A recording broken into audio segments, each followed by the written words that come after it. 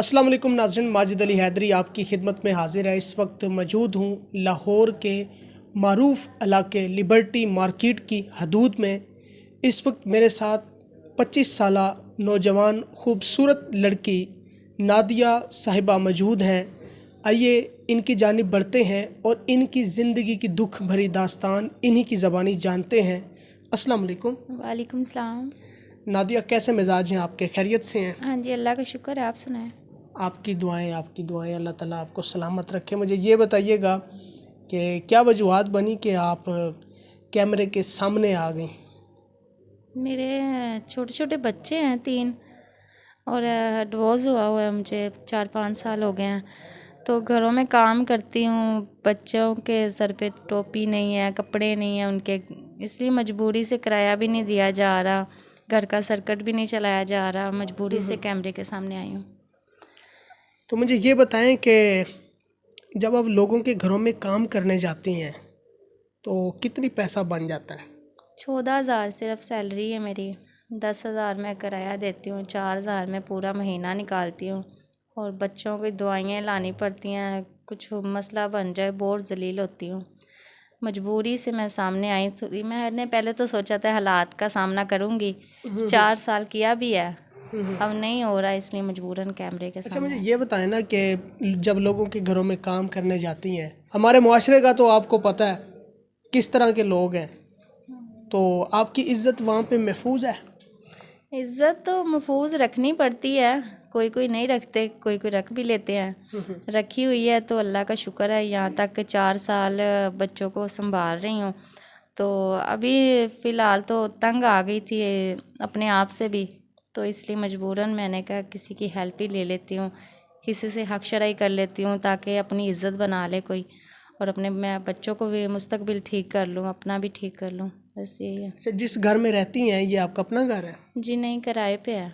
अच्छा, तो कितना किराया देती हैं? इसका 10,000 है, बिल वगैरह बीच में ही है। अच्छा, तो मुझे ये बताएं कि आपकी तालीम कितनी है? तालीम नहीं है, मेरी छोटी उम्र में शादी हो गई थी, तालीम अच्छा, नहीं तो है। शादी किसने करवाई थी? सिस्टर ने। अच्छा, सिस्टर ने। तो अम्मी अब्बू बहन भाई? भाई हैं 2, अम्मी अब्बू की तो डेथ हो गई थी बचपन में ही।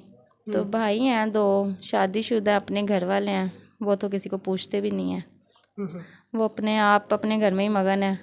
अल्लाह उनको खुश रखे।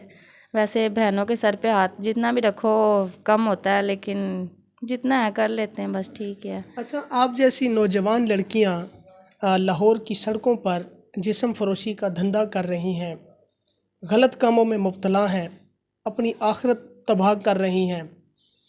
आप भी गलत कामों में जा सकती थी, लेकिन आपने अपनी इज़्ज़त का तकद्दुस पमाल नहीं किया।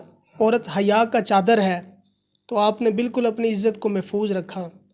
तो ये कैसे इस दौर में 14वीं सदी में नफसा नफसी के आलम में आपने अपनी इज़्ज़त को महफूज किया? अल्लाह का शुक्र है, ये तो अल्लाह की मेहरबानी है कि उन्होंने मुझे इज़्ज़त में महफूज रखा है। जो औरतें गलत कर रही हैं, वो ये नहीं कि वो यहाँ पे जन्नत ख़रीद रही हैं, वो दोज़ख ही ख़रीद रही हैं, क्योंकि उनका एक एक दिन दोज़ख का है। वो अल्लाह माफ़ करे, एक एक दिन में पता नहीं कितने गुनाह कर बैठती हैं, उनको नहीं पता। ये 1000 कमा के कहती हैं कि मैंने बच्चे का मुस्तकबिल ठीक करने के लिए ये कर रही हूँ, ये नहीं उनको पता कि ये बच्चों का मुस्तकबिल ख़राब कर रही हैं। ये उनकी हराम की कमाई से जो पैसे हैं, अल्लाह ना करे उनके ऊपर गिर जाएं फिर। ये कच्ची ईंटें होती है, ये पक्की ईंटों के घर नहीं होते, ये कच्ची ईंटों के होते क्या हैं जो बात है! हराम की कमाई के बने होते हैं। जो हलाल की कमाई के कच्ची ईंटें भी हो ना, वो भी पक्की होती हैं, उनमें भी बच्चे महफूज होते हैं। और मैं तो यही कहूँगी हर लड़की को कि आप अपने बच्चों को हराम की कमाई ना खिलाएं। यही कहेंगे चाहे थोड़ा खिला लें, कम खिला लें, मजबूरन ज़लील होकर बेशक कैमरे के आगे आ जाएं, ये भी इज़्ज़त ही है। लेकिन ये तो है ना, किसी के हेल्प से अपने बच्चे को संभाल ले, गलत ना करे, गुनाह ना करे। Very good, very good. एक बुज़ुर्ग हैं, वो कहा करते थे कि अगर मर्द गलत कामों में मुब्तला हो जाए ना, तो उसका नतीजा ये निकलता है कि एक घर ख़राब होता है।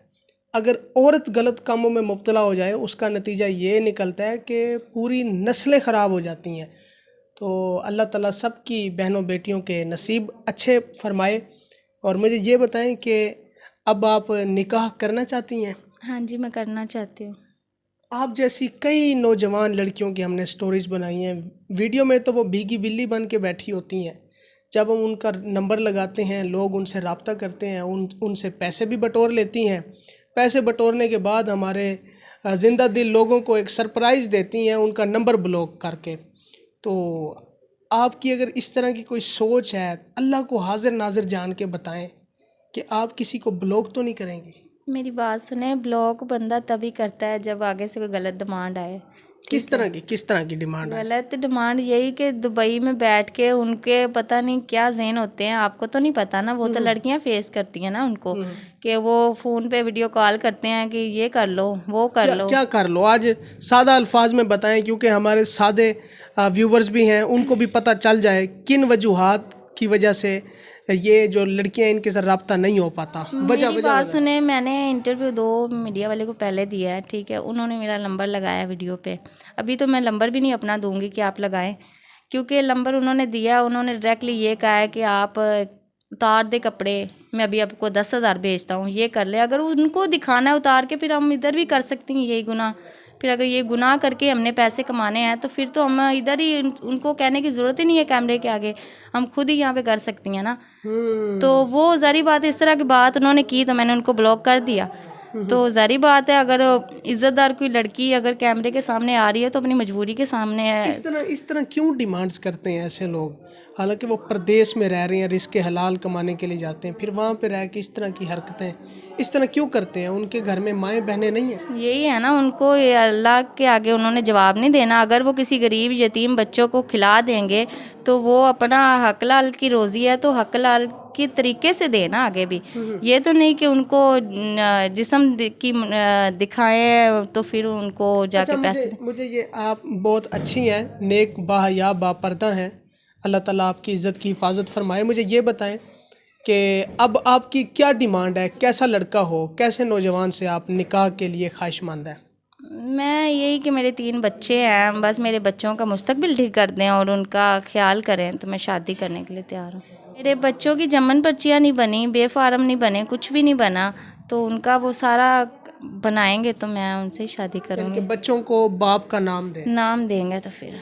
क्योंकि नाज़रीन ये भी एक सवालिया निशान है कि जो बच्चे ये पाल रही हैं, जब वो मैच्योर हो जाएंगे वो भी पूछेंगे कि मम्मा हमारे बाबा कहाँ हैं। तो ये भी एक सवालिया निशान है। तो बहुत बड़ी बात किया इन्होंने। तो निकाह के लिए कोई डिमांड वगैरह है आपकी कि कौन सी कंट्री से बंदा हो, या कोई पाकिस्तानी आदमी से शादी करेंगी?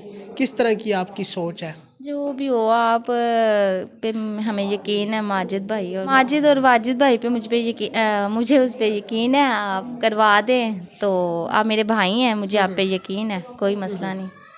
ये ना हो कि बाद में आपकी डिमांड्स बढ़ जाएं। नहीं नहीं, ये अल्लाह माफ़ करे, कोई डिमांड नहीं, बस यही कि लालच है बुरी बला, सीधी सी बात है। तो औरत ज़ात के अंदर ना एक चीज़ मैंने देखी है कि औरत ज़ात फितरती तौर पर लालच करती है। मेरे भाई, अगर लालच करना हो ना तो मैं फिर रोड पे खड़ी होती, अगर लालच करूँ तो। लालच वाला हमारा ज़हन नहीं है, ठीक है। मेरा बच्चों का मुस्तकबिल ठीक कर दें और मेरे बच्चे पढ़ जाएं, हाफ़िज़ कुरान बन जाए आपकी तरह, तो इंशाल्लाह मैं आप पे खुश हूँ। बस इतना ही कहूँगी, और तो कुछ भी नहीं।